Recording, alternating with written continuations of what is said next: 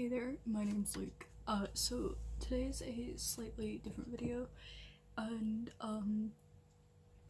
it's mostly about gender, which I don't really like to talk about that much, even though I know that I make quite a few trans videos. I don't want my channel to just revolve around trans videos.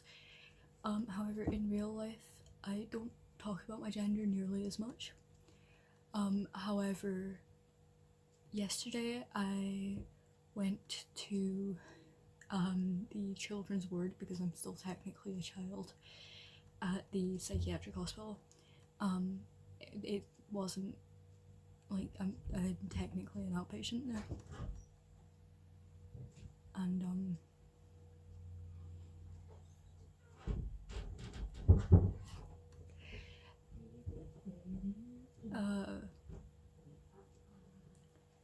we ended up discussing stuff that could be causing my anxiety to be high, and we ended up talking about my gender.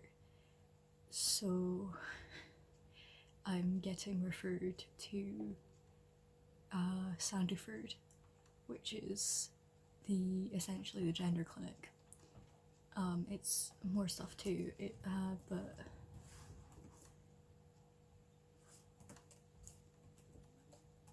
it's a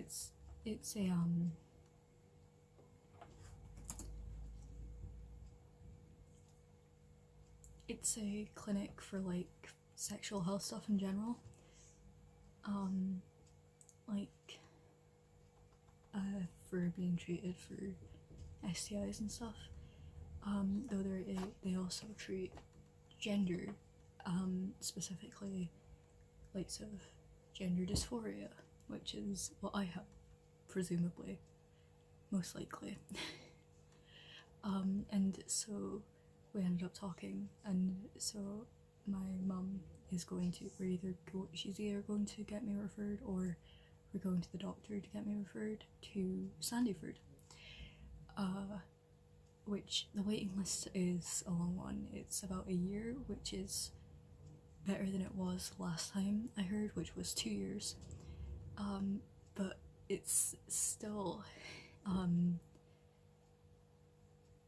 it's still exciting, because then it's, I believe, the first appointment is, especially in the young persons, it's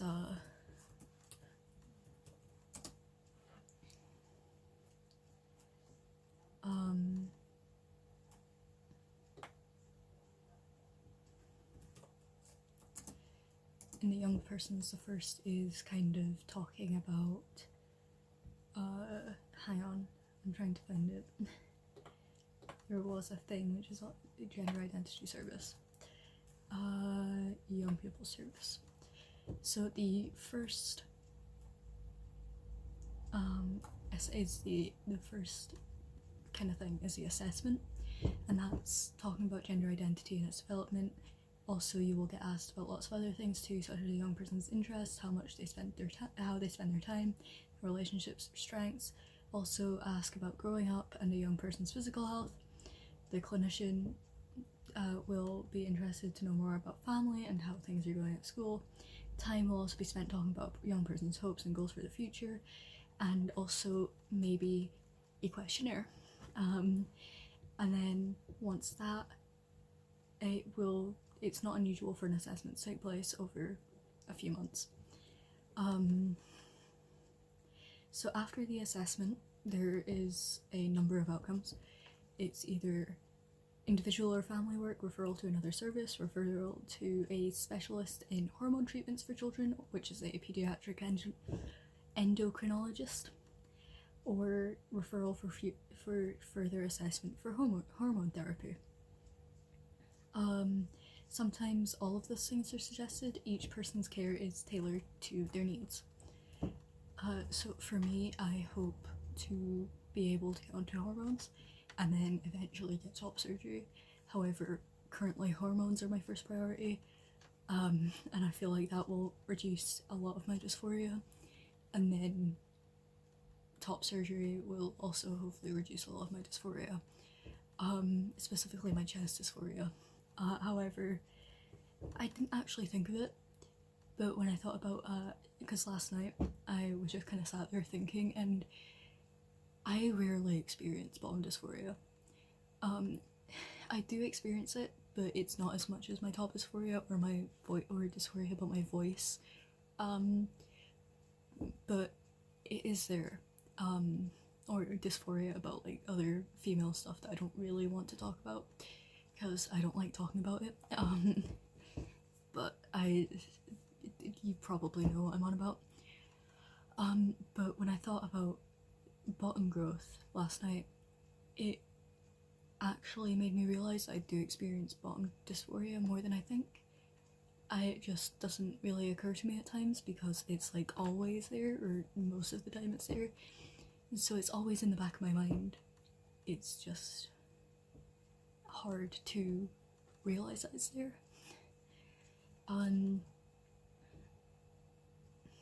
But yeah, I've done a lot of research about Sandyford before.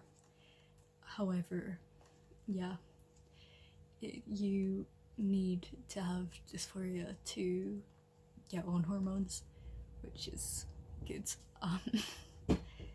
Dysphoria is not good, but you need to have gender dysphoria to go onto hormones, and that's good, especially like in Sandyford.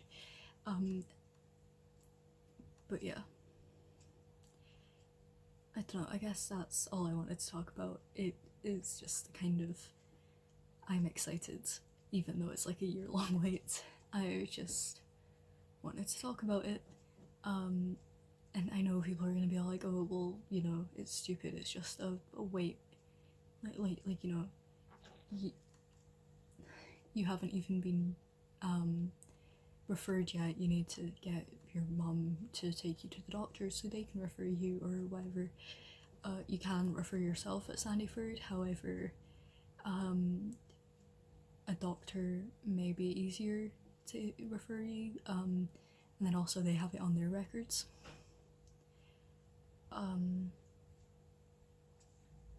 But yeah, you also need to be 16 to go onto hormones, and I am 16, I'm 17 this year. I was born in 2002, in case anybody didn't know. However, you need to be 18 to go on hormones without parental consent. I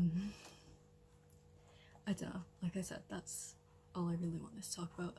It's dumb, I know, because it's over a year ahead of me, and then even then it's like it can be like 6 months in between each appointment.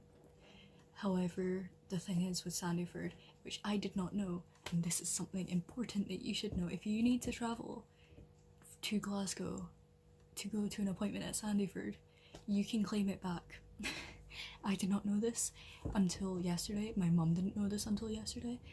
It's not common knowledge, but you can claim the money back. But yeah, in case you didn't know what Sandyford is, by the way, it is the only self-referral gender clinic in Scotland. Like I said, it's not just a gender clinic, but it's the only self-referral one in Scotland. It deals with sexual health, even with children, like 13 up, because it's never too young to learn about safe sex. Well, there is you wouldn't be teaching safe sex to like a 4-year-old. It'd just be weird. But you know what I mean. Anyway, thank you for watching this video.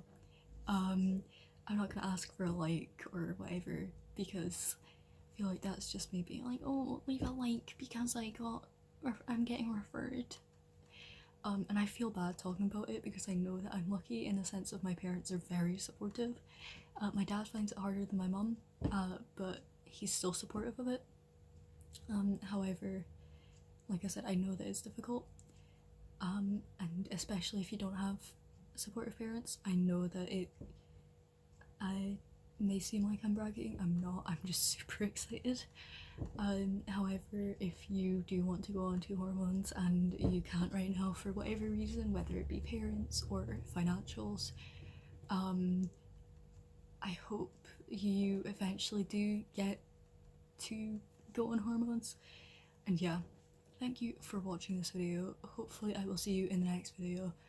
And yeah, bye.